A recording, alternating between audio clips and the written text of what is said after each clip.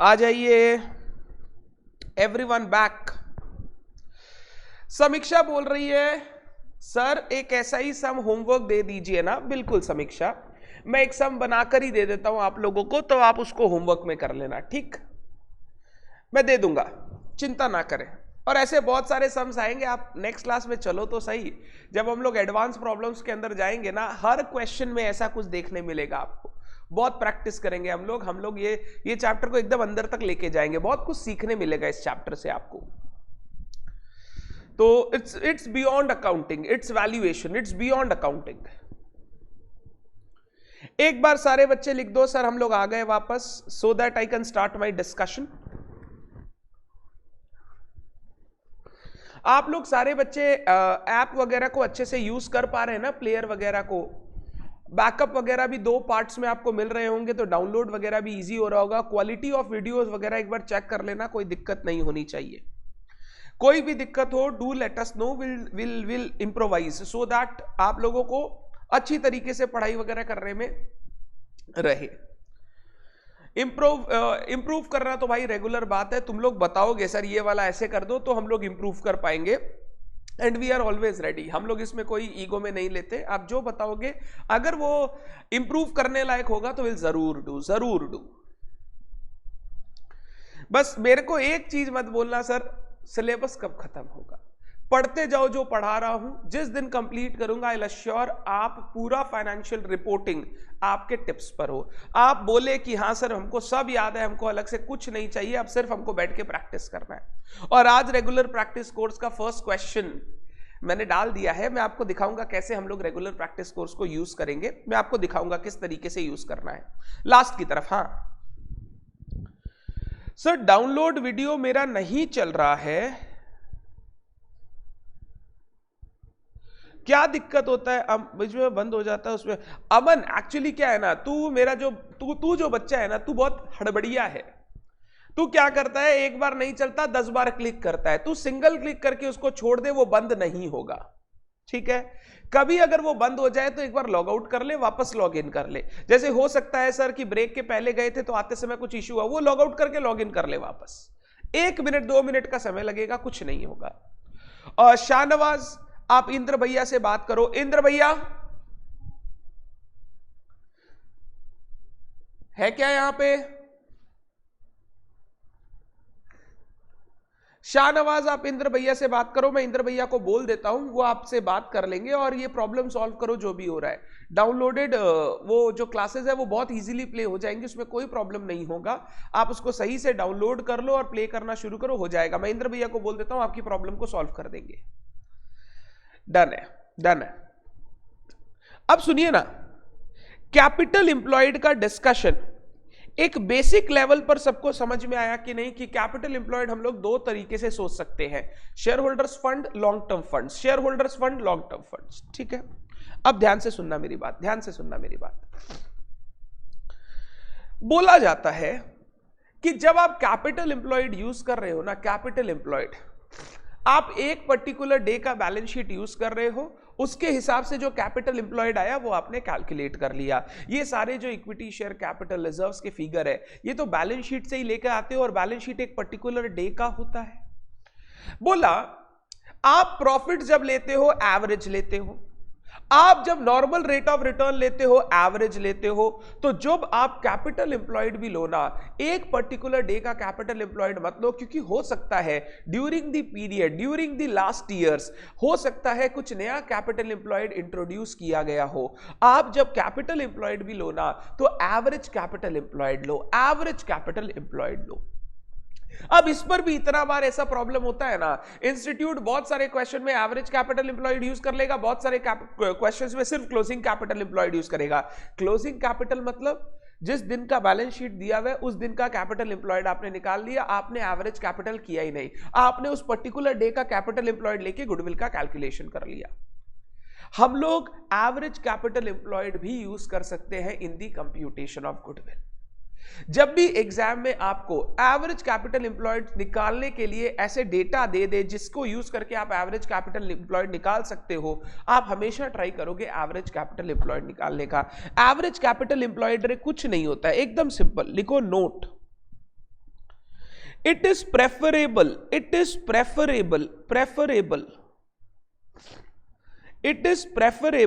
to use average capital employed in goodwill computation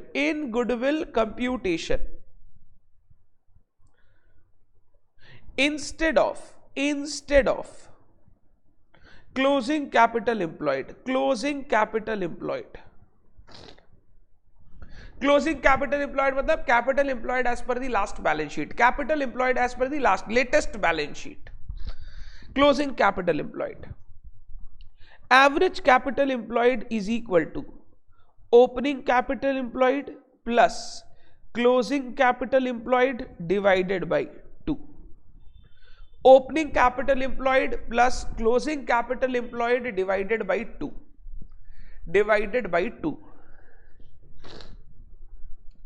इसको मैं एक अलग तरीके से भी सोच सकता हूं, अलग तरीके से, ध्यान से सुनना। ये हो गया पहला फॉर्मूला, फॉर्मूला नंबर वन। कभी कभी आपको क्या है ना, क्वेश्चन में ओपनिंग कैपिटल एम्प्लॉयड देता नहीं है। अगर सर ओपनिंग कैपिटल एम्प्लॉयड नहीं देगा तो हम लोग एवरेज कैसे निकालेंगे? इसको सोच के निकालेंगे। सुनो ना, नॉर्मली ओपनिंग और क्लोजिंग कैपिटल में फर्क क्या होता है? नॉर्मली अगर कोई नया कैपिटल इंट्रोड्यूस नहीं हुआ, विड्रॉ नहीं हुआ, तो नॉर्मली ओपनिंग और क्लोजिंग में फर्क क्या होता है? सर ओपनिंग मतलब शुरू वाला, क्लोजिंग मतलब सब कुछ करने के बाद एंड वाला। तो सर ओपनिंग और क्लोजिंग में नॉर्मली फर्क रहता है जो साल भर में हमने प्रॉफिट्स कमाया है। हम लोग जब प्रॉफिट्स कमाते हैं तो हमारा कैपिटल चेंज हो जाता है, कैपिटल बढ़ जाता है। तो ओपनिंग कैपिटल एम्प्लॉयड को मैं चाहूं तो ऐसे भी लिख सकता हूं, closing capital employed minus current year profits.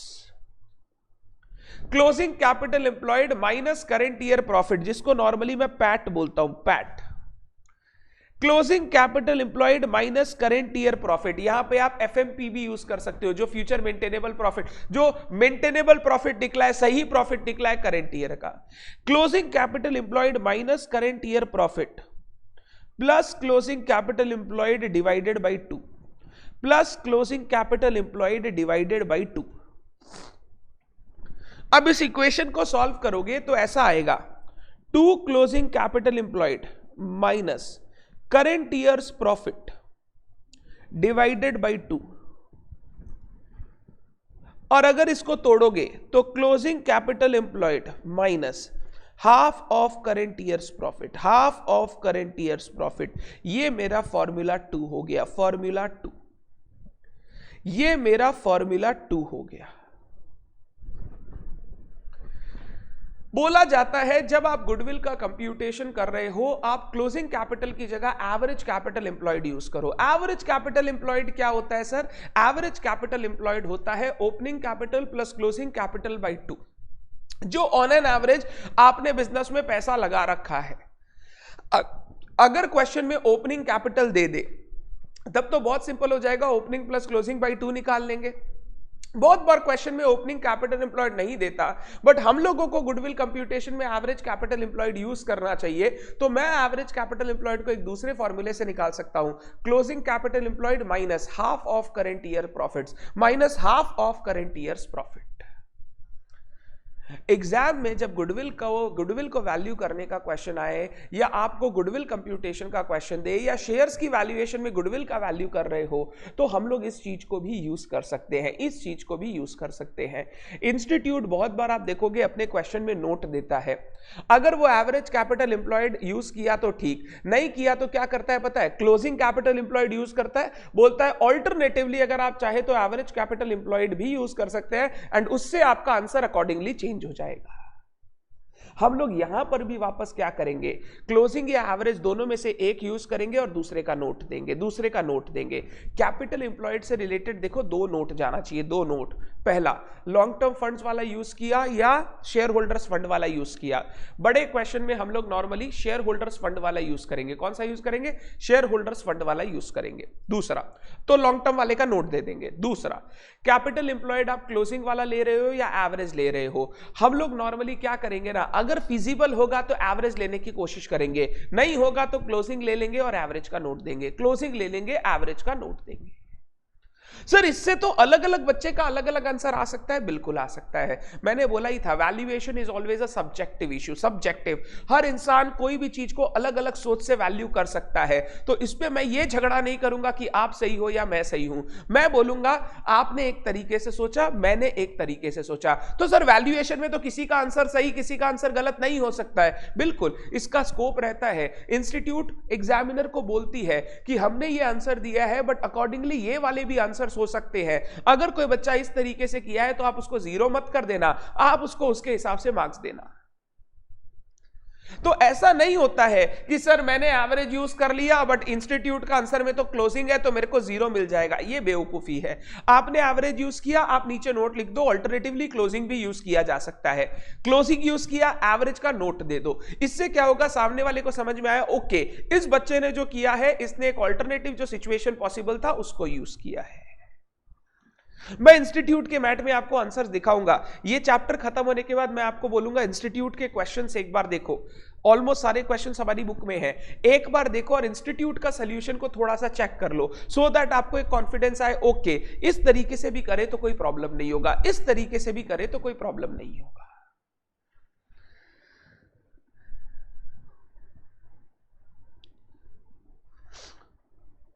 अरे अमन तुम चिंता मत करो, सीएमए फाइनल में सीएमए में टाइम का चिंता नहीं करते हम लोग। पेपर में थोड़ा लेंदी हो जाएगा 12 मार्क का क्वेश्चन आएगा, 12 मार्क्स। तो 12 मार्क का क्वेश्चन में अगर हमको मार्क्स स्कोर करना है तो थोड़ा मेहनत करना पड़ेगा। 8 मार्क 10 मार्क 12 मार्क के question are not small questions. हम लोग अगर इनको अटेम्प्ट करेंगे तो इनमें प्रॉब्लम नहीं है, हम लोग नोट्स देंगे, वो नोट्स हम लोगों को मार्क्स स्कोर करके देगा। आप लोग टाइम का चिंता बिल्कुल मत कीजिए। आपको ना पहला 20 मार्क्स जो है ऑब्जेक्टिव क्वेश्चन, ऑब्जेक्टिव में क्या है, हर क्वेश्चन 2-2 मार्क का और शॉर्ट में सिर्फ जस्टिफिकेशन देना है। तो वो 20 मार्क तो आप 10-15 मिनट में ही सॉल्व कर लोगे, तो आपके पास बहुत एम्पल टाइम रहेगा कि आप पूरे पेपर को सॉल्व कर सको। प्लस जैसा मैंने आपको बोला लास्ट 2 क्वेश्चन थ्योरी क्वेश्चन होते हैं। अगर कोई बच्चा थ्योरी अच्छे से पढ़ेगा, हम लोग इसके बाद एक थ्योरी चैप्टर लेंगे, मैं आपको पढ़ाऊंगा, आपको लगेगा भाई थ्योरी तो करना ही है, इसको तो छोड़ना ही नहीं है। तो बच्चे आपके पास टाइम का कभी कमी नहीं रहेगा, आप सिर्फ पेशेंस रख के पेपर को अच्छे से लिखेंगे। डर है बात? मैं ऐसे ही बोला था, मैं कल इंटर की क्लास ले रहा था, बच्चों को टेस्ट के बारे में समझा रहा था, कैसे टेस्ट वगैरह देना चाहिए, एग्जाम में पेपर कैसे अटेम्प्ट करना चाहिए। मैंने बोला अगर लड़का लोग से पूछो आपको कैसी लड़की पसंद है तो लड़का लोग का आंसर होता है beauty with brain, beauty with brain. तो वैसा ही एग्जामिनर बोलता है आपका पेपर भी वैसा ही होना चाहिए, ब्यूटी विद ब्रेन। ब्रेन मतलब नॉलेज कंटेंट होना चाहिए पेपर में, ऊर धूर नहीं लिखा हो, और ब्यूटी मतलब प्रॉपर प्रेजेंटेशन होना चाहिए। तो जैसे अमन तुमको लड़की चाहिए ब्यूटी विद ब्रेन, एग्जामिनर को कॉपी चाहिए ब्यूटी विद ब्रेन। बात समझ में आ रही है मेरी? तो आपको ये सारा काम करना पड़ेगा, आप इसके लिए चिंता मत करो। हम लोग जब प्रैक्टिस करेंगे तो हम लोग वो नोट देंगे सो दैट आपको हमेशा वो याद रहे। सर एक बार इसके ऊपर एक क्वेश्चन कराओ ना, एवरेज कैपिटल के ऊपर आ जाओ। क्वेश्चन नंबर 7, क्वेश्चन नंबर 7 आ जाओ।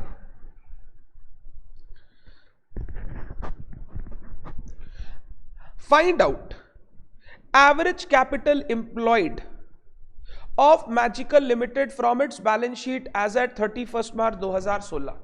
आपको एवरेज कैपिटल एम्प्लॉयड निकालना है। बैलेंस शीट आप चेक कर लो, बैलेंस शीट आप चेक कर लो। सर लास्ट में 2 दिया है, dividend payable to equity, dividend payable to preference. Preference को जो पे करना है वो तो आउटसाइड लायबिलिटी है, इक्विटी को जो पे करना है, इक्विटी को जो पे करना है वो इक्विटी होल्डर का रिजर्व से ही हमने सेट असाइड किया है, अभी तक पे नहीं किया, that is a part of our reserves, that is a part of our reserves. हमने सिर्फ रिजर्व को सेट असाइड करके रखा है, पेमेंट फ्यूचर में होगा। सर डिक्लेयर कर दिया तो लाइबिलिटी भी तो हो गया ना सर, पेमेंट तो करना ही पड़ेगा आपको। अगर आप वैसे सोचते हो तो इसको लाइबिलिटी मान के भी हम लोग डिडक्ट कर सकते हैं। आइदर वे पॉसिबल है, हम लोगों को जो भी करना है वो सोच के कर लेना है। Non trade investment were total 20% of total investment, total investment का 20% नॉन ट्रेड नेचर का है, नॉन ट्रेड नेचर का है, ये ऑपरेटिंग नेचर का नहीं है, नॉन ऑपरेटिंग नेचर का है। Balance on 1/4/15 of the following accounts were, 1/4/15 का बैलेंस दिया हुआ है। 1/4/15 मतलब ओपनिंग, ये 31 मार्च 16 है, तो ये 1/4/15 मतलब ओपनिंग बैलेंस दिया हुआ है। प्रॉफिट एंड लॉस अकाउंट का 8.7 और जनरल रिजर्व का 6.5। प्रॉफिट एंड लॉस अकाउंट का 8.7, जनरल रिजर्व का 6.5। सर ये इसका ओपनिंग और क्लोजिंग ओपनिंग बैलेंस अलग से क्यों दिया है? ताकि आप करंट ईयर प्रॉफिट सोच सको, कितना प्रॉफिट्स कमाया है हमने, ताकि हम लोग करंट ईयर प्रॉफिट्स निकाल सके, इसीलिए आपको अलग से दिया है ओपनिंग बैलेंस इनका। चलिए सर कैलकुलेट करते हैं हम लोग, आ जाओ। Question number 7,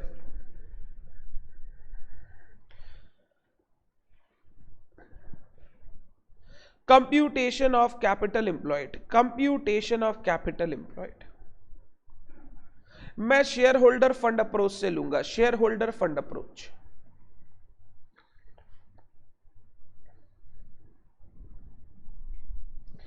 share holders fund approach.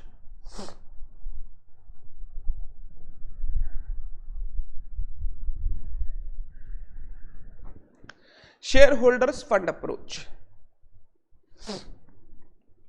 एक एक करके बताओ क्या क्या आना चाहिए, एक एक करके बताओ आप कैसे चलना चाहोगे। लाइबिलिटी साइड से चलना चाहोगे कि एसेट साइड से चलना चाहोगे? जैसे आप चलना चाहोगे प्रॉब्लम नहीं है। एसेट माइनस आउटसाइड लाइबिलिटी कर देंगे या सिर्फ शेयर होल्डर का पार्ट वाला इंक्लूड कर लेंगे, दोनों ही चलेगा। सर आप दोनों बताओ ना, दोनों में कैसे होगा? चलो इधर आओ, तुमको दोनों सिखाता हूं सो दैट तुम्हारी प्रैक्टिस हो जाए। एसेट साइड अप्रोच, एक एक एसेट की बात करूंगा मैं, अलग से कोई fair valuation, market value, fair value दिया हुआ नहीं है तो बहुत काम इजी हो गया। फेयर वैल्यू वगैरह दिया हुआ रहता है तो वो लूंगा, क्योंकि मैं करंट कॉस्ट आज के दिन क्या वैल्यू है उसके हिसाब से कैपिटल निकाल रहा हूं। मेरा टोटल एसेट है 14830, जिसमें से लैंड ठीक है, प्लांट मशीनरी ठीक है, फर्नीचर ठीक है, व्हीकल ठीक है। इन्वेस्टमेंट पे बोला 20% नॉन ऑपरेटिंग है, वो हटा दूंगा। स्टॉक ठीक है, डेटर ठीक है, कैश ठीक है। प्रिलिमिनरी एक्सपेंसेस बेकार एसेट है, इसको भी हटा दूंगा। Total assets 14830 less non trade investment 10 lakh का 20%। ये नॉन ऑपरेटिंग है, नॉन ऑपरेटिंग, ये मेरे बिजनेस ऑपरेशन से रिलेटेड नहीं है। प्रिलिमिनरी एक्सपेंस ये भी फिक्टिशियस एसेट है, इसको भी हटा दो 50,000। सर आपने ऐसे किया, हम ऐसे कर सकते हैं। Fixed asset, land and building plus plant machinery plus furniture plus vehicle plus investment, सिर्फ ट्रेड वाला portion, stock in trade, debtor, cash and bank. Sir इनको ऐड कर ले तो हो जाएगा। अरे एक ही बात है, तुम उल्टा घुमाओ सीधा घुमाओ, बात एक ही है। ये वाला सिंपल है, बताओ क्यों? सर यहाँ पे सिर्फ 3 चीज लिखना पड़ा, नहीं तो वहां पे लैंड एंड बिल्डिंग इतना, प्लांट मशीनरी इतना, फर्नीचर इतना, व्हीकल इतना, इन्वेस्टमेंट इतना, डेटर इतना, स्टॉक इतना, कैश इतना, बहुत लिखना पड़ता। तो सर हमने शॉर्टकट अप्लाई किया, टोटल से जो नहीं चाहिए उनको हटा दो। अब माइनस आउटसाइड लाइबिलिटीज को माइनस करना है। अगर आप डिविडेंड को आउटसाइड लाइबिलिटी मानते हो कोई प्रॉब्लम नहीं है, मान सकते हैं, कोई प्रॉब्लम नहीं है। सर हमने डिक्लेयर कर दिया, अब तो सिर्फ पे करना है। माइनस ये मैं पहले इतना दूर तक ऐड कर लेता हूं, 14830 minus 2 lakh minus 50,000, 14580 minus outside liabilities, dividend on preference share capital, dividend on equity share capital, dividend on preference share capital, dividend on equity share capital 10 lakh और 90,000, ये 90,000, ये 10 लाख। और आउटसाइड लाइबिलिटी बताओ, provision for tax creditors, provision for tax 640, creditors 270, ये सब outside liability है।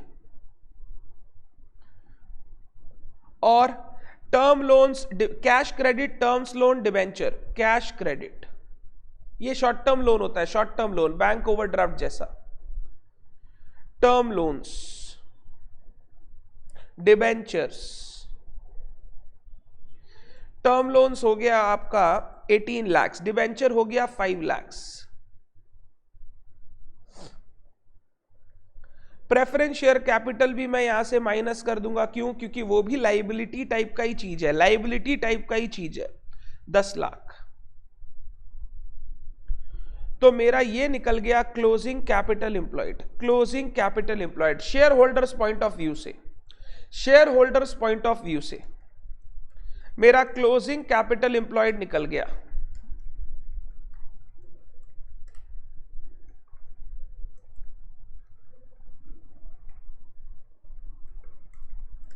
7950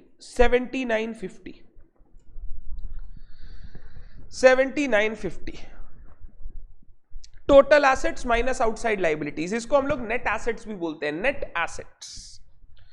liability side approach, liability side approach, liability side approach, equity share capital, equity share capital 50 lakh. Preference को तो हमने लाइबिलिटी मान लिया, लाइबिलिटी तो वो नहीं आएगा, यहां पे नहीं आएगा। General reserve 12 lakh, PL 20 lakh, general reserve 12 lakh, PL 20 lakh, general reserve 12 और पीएल 20, ये हो गया, ये हो गया, ये हो गया। इधर minus non trade investment, minus non trade investment 2 lakh, minus preliminary expenses 50,000, ये हो गया कैपिटल एम्प्लॉयड। दोनों सेम आएगा, दोनों सेम आएगा 7950 closing capital employed, 7950 closing capital employed.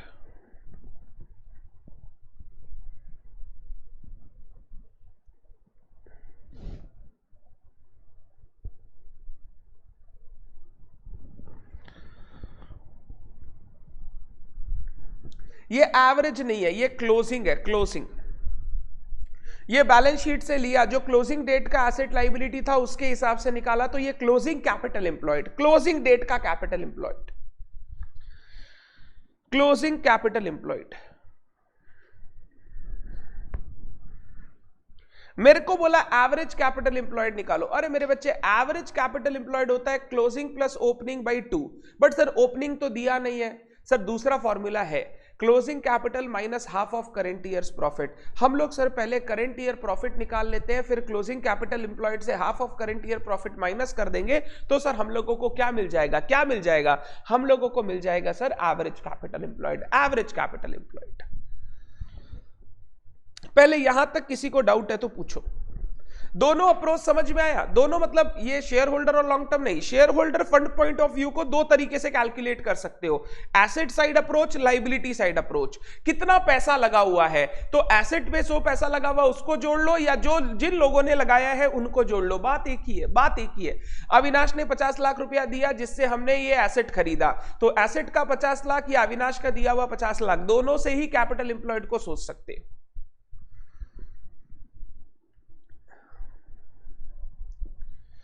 अब मेरे को करंट ईयर प्रॉफिट्स निकालना है, current year profits,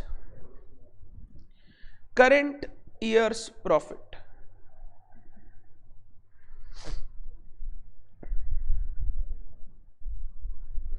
current years profit देखो मेरे को क्या क्या दिया हुआ है, और उसके हिसाब से मैं आपको बोलूंगा कि आप ट्राई करो निकालने का। Opening balance, closing balance, PL का ओपनिंग बैलेंस 8,70,000, क्लोजिंग 20 लाख। ये पीएल का बैलेंस बढ़ा कैसे होगा, बढ़ा कैसे होगा? जनरल रिजर्व 6,50,000 से 12 लाख, 6,50,000 से 12 lakh.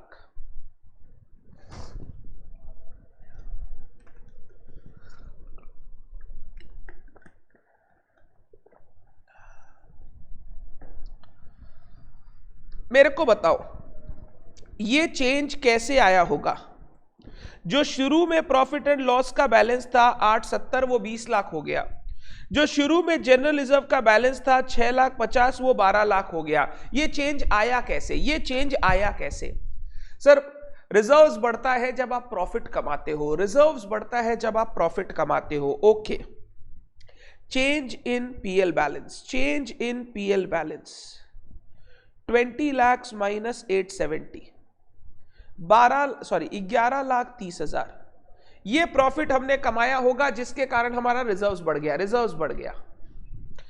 Change in general reserve balance 12 lakh minus 6.5 lakh, 12 lakh minus 6.5 lakh, 550।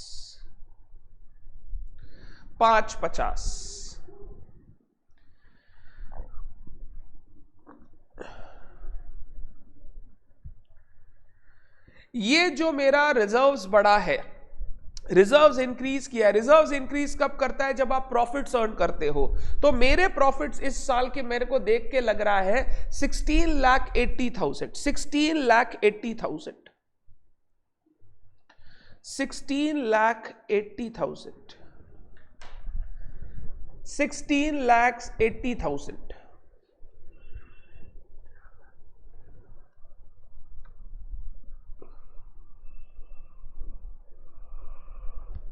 पहले बताओ ये सारे बच्चों को क्लियर है क्या?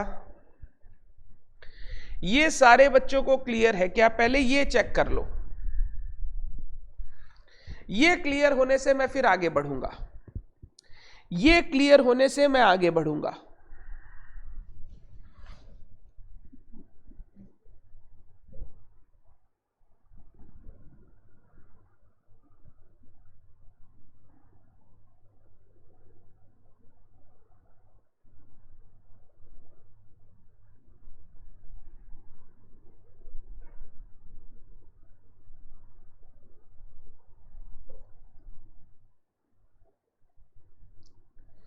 मेरा पीएल 8,70,000 से 20 लाख रुपए हो गया, तो there is an increase in profit by 1130।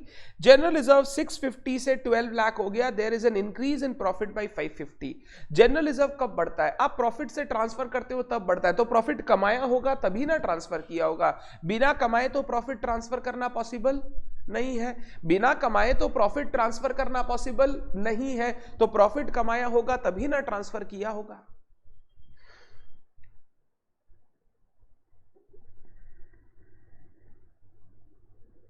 Very good, ये 1680 आ गया। तो अब अगर मैं एवरेज कैपिटल एम्प्लॉयड निकालना चाहूं, average capital employed, closing capital employed minus half of current years profits, 7950 minus half of 1680,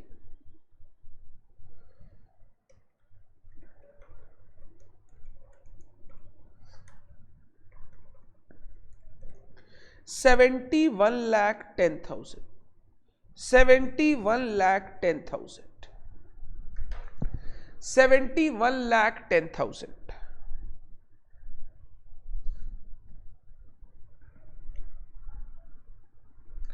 $71,10,000 मेरा ओपनिंग अगर प्रॉफिट्स था मान लो 10 लाख रुपया, क्लोजिंग हो गया 20 लाख रुपया, तो मैंने इस साल 10 लाख रुपए का प्रॉफिट्स अर्न किया है, 10 लाख रुपए का प्रॉफिट्स अर्न किया है, जिसके कारण मेरा कैपिटल में चेंज आया ओपनिंग से क्लोजिंग में, कैपिटल में चेंज आया ओपनिंग से क्लोजिंग में। 71,10,000। अब इसमें बहुत सारी बातें हो सकती है, जैसे कुछ लोग बोल सकते हैं कि जो आपने सर डिविडेंड को माइनस किया, सर डिविडेंड तो शेयर होल्डर का ही पैसा है, तो सर शेयर होल्डर का कैपिटल एम्प्लॉयड कर रहे हो तो डिविडेंड को आप माइनस क्यों कर रहे हो? ये पैसा मैं रीपे करके खत्म कर दूंगा। मैंने डिक्लेयर कर दिया मेरे लिए लायबिलिटी है, मेरे को ये रीपे करना है, तो ये शेयर होल्डर फंड का पार्ट नहीं रहेगा, ये रीपे होके खत्म हो जाएगा। इसीलिए मैंने इसको कैपिटल एम्प्लॉयड से निकाल दिया, ये कैपिटल एम्प्लॉयड में नहीं आएगा। अगर मैं फ्यूचर की बात करूंगा तो ये तो पे होके मेरे को खत्म करना है, तो ये मैं कैपिटल एम्प्लॉयड में नहीं लूंगा। बट कुछ लोग बोलते हैं डिविडेंड तो शेयर होल्डर का ही पैसा है, तो ये भी आपको लेना चाहिए।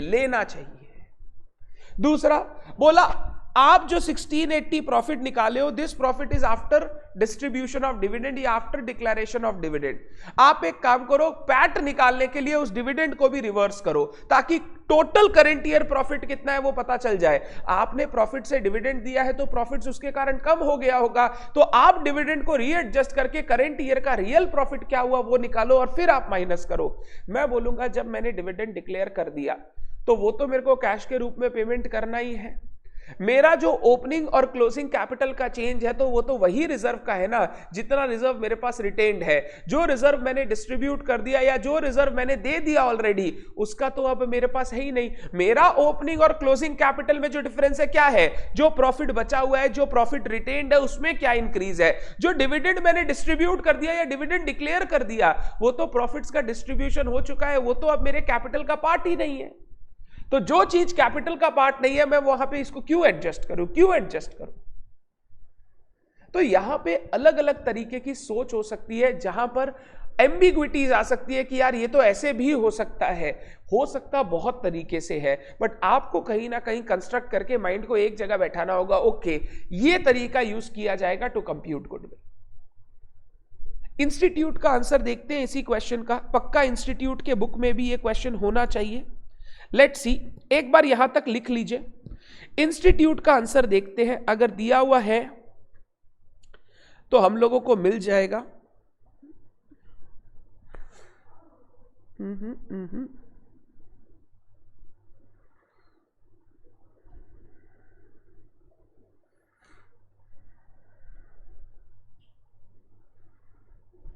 नहीं दिया हुआ है।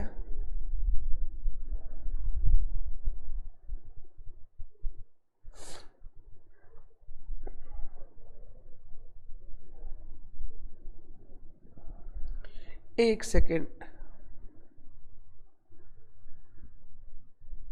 यहां तो गुडविल शुरू होने से पहले ही कंप्लीट हो जाता है। नहीं दिया हुआ इंस्टीट्यूट के मैट में इस तरीके की चीज।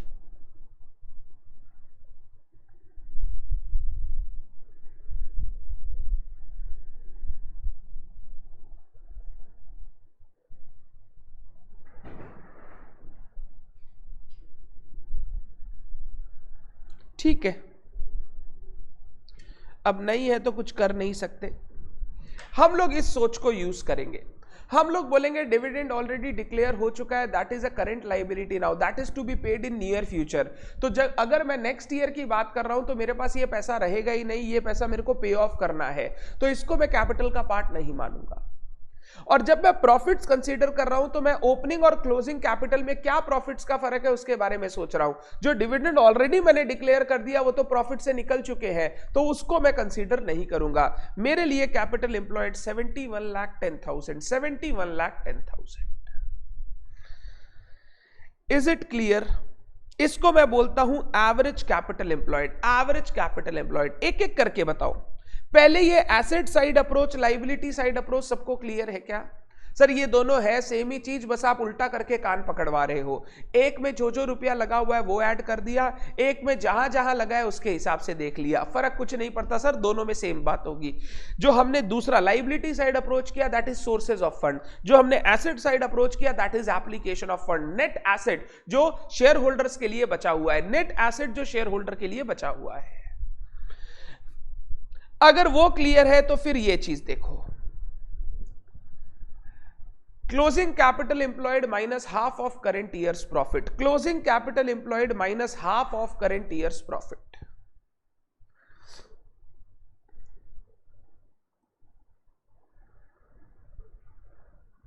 अगर आपको ओपनिंग कैपिटल दे दे तब तो opening plus closing by 2, opening capital ना दे तो एवरेज कैपिटल एम्प्लॉयड हो सकता है closing capital employed minus half of current year profits.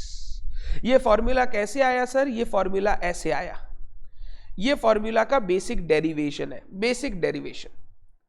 Opening और क्लोजिंग कैपिटल का नॉर्मली फर्क होता है जो हमने प्रॉफिट्स कमाया ड्यूरिंग द ईयर। तो क्लोजिंग कैपिटल माइनस प्रॉफिट कर दोगे तो ओपनिंग कैपिटल तक पहुंच जाओगे। ओपनिंग प्लस प्रॉफिट, आपने सुना होगा बचपन में, opening plus profit equal to closing. तो closing minus profit equal to opening. मैंने उसको सब्सटीट्यूट करके वैल्यू निकाला तो मेरा वैल्यू आ गया closing capital employed minus half of current years profit.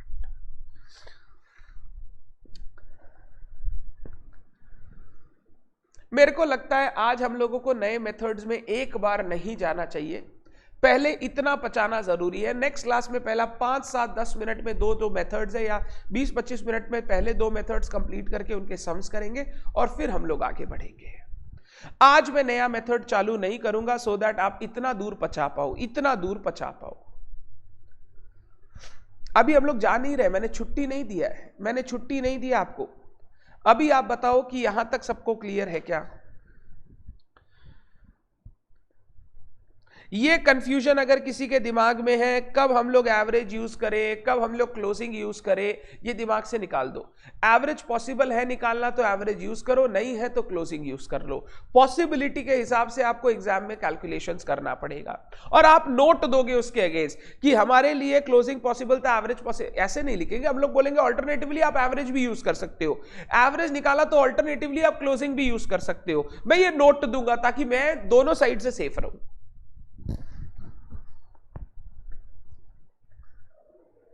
Done है बात? अमन, रिचा, आयान, समीक्षा शायद ऑफिस चली गई होगी। अमन, रिचा, आयान, बताइए क्लियर है क्या?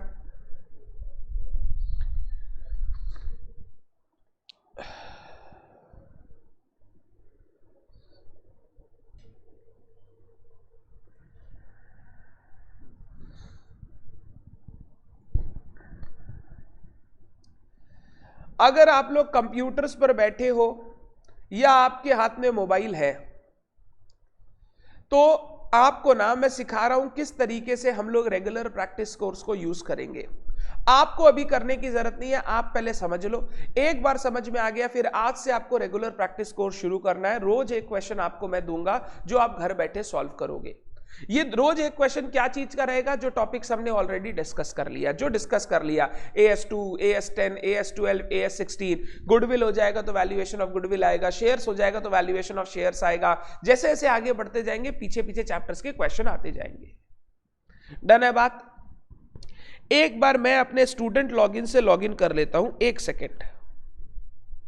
एक बार मैं अपने स्टूडेंट लॉगिन से लॉगिन कर लेता हूं, उसके बाद हम लोग इस पर चर्चा करते हैं।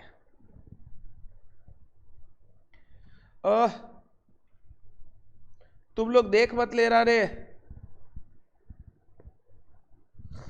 हाँ देख मत लेना, मेरा पासवर्ड से मेरा लॉगिन मत कर लेना तुम लोग।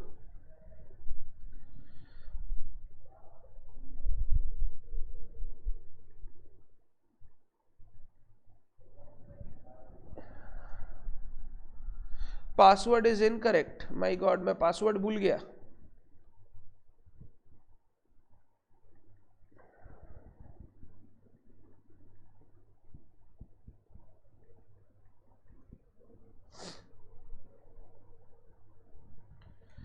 सीमा एक सेकेंड, सेल्स दिख गया, क्या करोगे सेल्स देख के? हमारा सिंपल लोग है हम लोग, हम लोग नॉर्मल है भाई, हम लोग का सेल्स देख के क्या करोगे? बड़े बड़े लोगों का देखो तब आपको कुछ मजा आएगा। हम लोगों का क्या देखेंगे आप? हम लोग सिंपल आदमी है।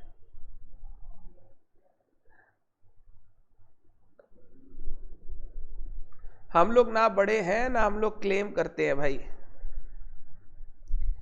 एकदम संत आदमी टाइप के लोग हैं हम लोग।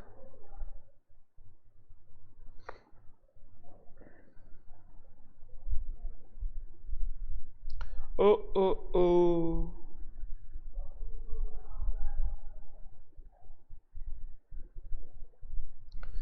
मेरे को तो याद ही नहीं मेरा पासवर्ड क्या है यार, एक सेकेंड। इतना कम यूज होता है ना, मतलब इन द सेंस उसमें ऐप में ही खुला रहता है तो वो करने का जरूरत नहीं पड़ता।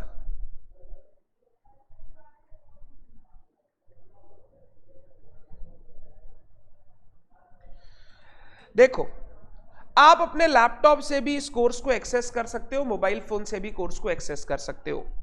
मोबाइल फोन या लैपटॉप में सबसे पहले आप फर्स्ट स्क्रीन में जाओगे, माई कोर्सेज सेक्शन में जाओगे। माई कोर्सेज सेक्शन में, माई कोर्सेज सेक्शन में मैंने बहुत सारे ऐड कर रखे हैं, आपके रेलिवेंट कोर्सेज आप में होंगे। माई कोर्सेज सेक्शन में हम लोग जाएंगे CMA final regular practice course. सीमा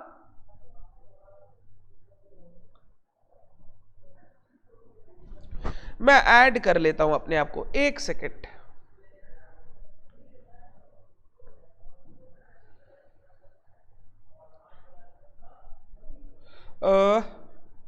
क्या नाम है?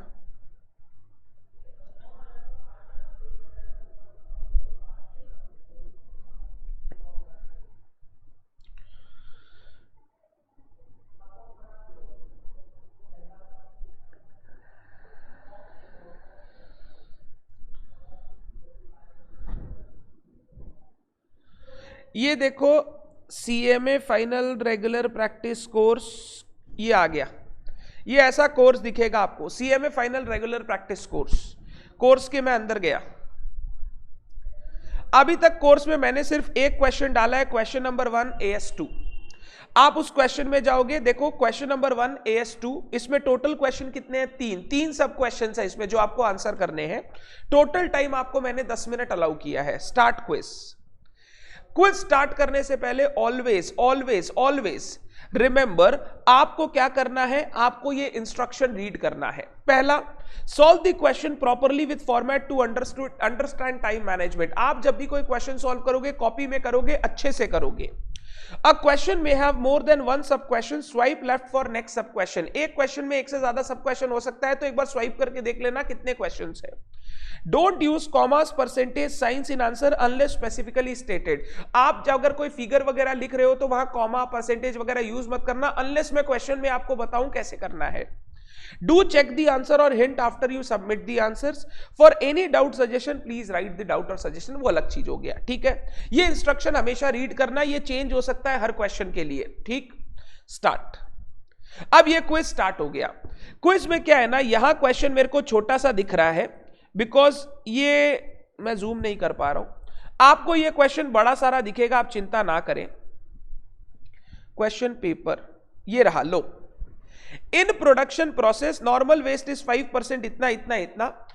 Answer the following question on the basis of information given. पहला, cost per metric ton of input as per AS2 up to 2 decimals if any. अगर answer decimal में आ रहा है तो आप 2 डेसिमल तक आंसर दोगे। मान लो आपका आंसर आ रहा है 1052.69, तो आप लिखोगे 1052.69, 1052.68, जो आपका आ रहा है वो लिखोगे। वैल्यू ऑफ अबनॉर्मल लॉस, ये भी अप टू 2 डेसिमल, अगर डेसिमल आ रहा है तो 2 डेसिमल तक आंसर लिखोगे।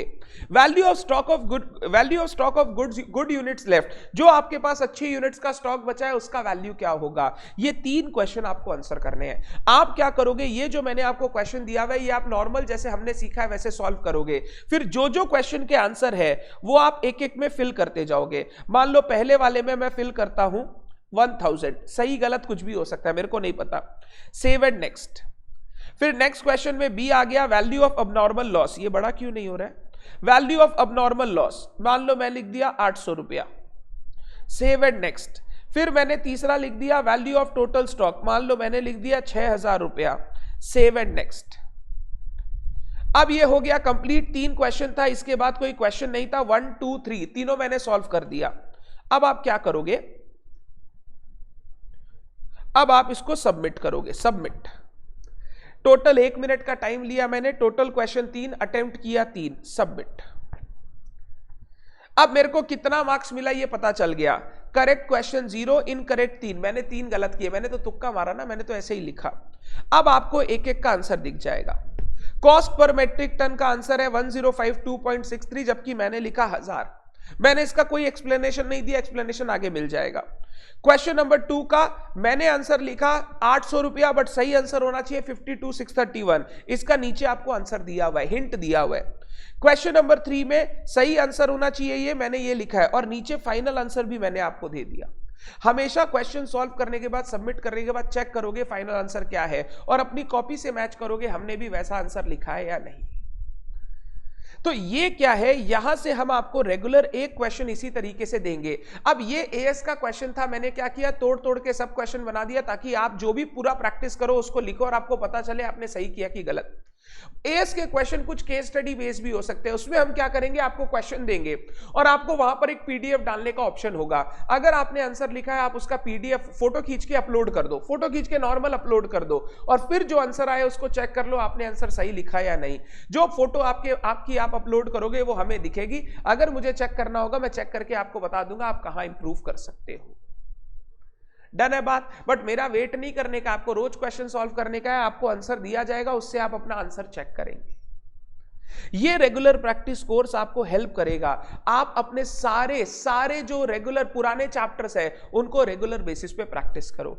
अगर मान लो ये क्वेश्चन आपने अटेम्प्ट किया और आपसे आंसर गलत हो गया, do read the provision of AS2, वापस जाके एबनॉर्मल लॉस और नॉर्मल लॉस का कॉन्सेप्ट पढ़ो और चेक करो आपने कहां गलती की। उसके बाद फिर आंसर देख के आप वापस ट्राई करो, ओके मैंने यहां गलती की, ये वाला गलती नहीं होना चाहिए था।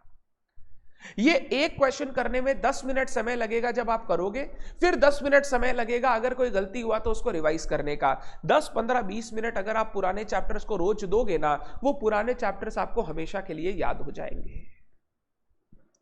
आप इस क्वेश्चन इसको मोबाइल ऐप पर भी सॉल्व कर सकते हो, लैपटॉप से आप अपना लॉगिन करके ऑनलाइन भी सॉल्व कर सकते हो, दोनों अलाउड है, कोई प्रॉब्लम नहीं है। डन है बात।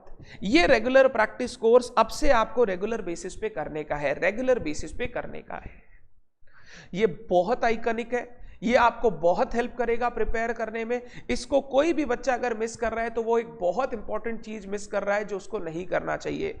फाउंडेशन लेवल में बच्चों को पुश करना पड़ता है, करो। इंटर लेवल में कुछ बच्चे समझ जाते हैं करना जरूरी है, कुछ बच्चों को पुश करना पड़ता है। फाइनल में मेरे को पुश ना करना पड़े, आपको खुद से ट्राई करने का है। क्या सारे बच्चों को समझ में आया किस तरीके से हम लोगों को करने का है?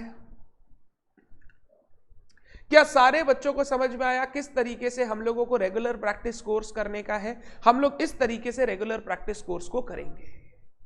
हम लोगों को क्वेश्चंस बनाने में डालने में बहुत टाइम लगता है, हमारी मेहनत की इज्जत करके आपको ये करने का है। रिजल्ट आपको आपके जून एग्जामिनेशंस के बाद दिख जाएगा। आप ये तो बोलोगे कि CFR में हम फेल नहीं हो सकते, 60 से ऊपर ही आएगा। फाइनल लेवल पे कोई भी सब्जेक्ट में examination is a good marks, 60 से सर ऊपर ही आएगा, उससे नीचे तो नहीं आएगा। डन है क्या?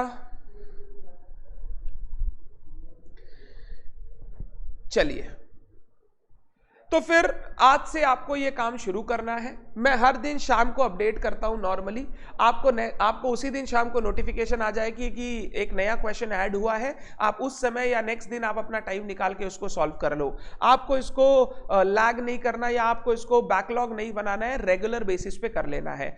नवनीत सर पोर्टफोलियो चैप्टर के बाद इसका SFM का रेगुलर प्रैक्टिस स्टार्ट करेंगे, तो वो आपको पोर्टफोलियो चैप्टर के बाद दिखना स्टार्ट हो जाएगा।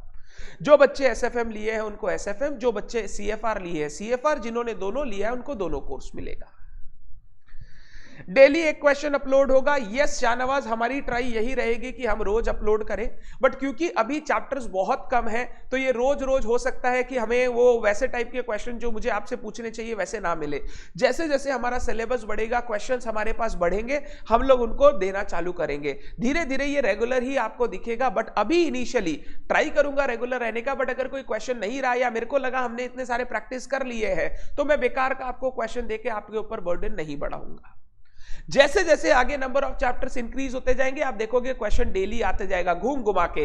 एक वैल्यूएशन दे दिया, नेक्स्ट दिन एक AS दे दिया, एक दिन थ्योरी पूछ लिया, घूम घुमा के आपको क्वेश्चंस देखने मिल जाएंगे। डन है बात? तो फिर आज के लिए मैं यही कंप्लीट करता हूं क्लास। आज के लिए सिर्फ इतना ही। Thank you so much everyone, bye bye. आज जो पढ़ाया वो पढ़ के आना, आज होमवर्क नहीं दे रहा हूं। कल पहले हम लोग डिस्कस करेंगे बाद बाकी वो मेथड्स, और उसके बाद आपके साथ होमवर्क देना शुरू करूंगा मैं। आज के लिए सिर्फ इतना ही। Thank you so much, bye bye.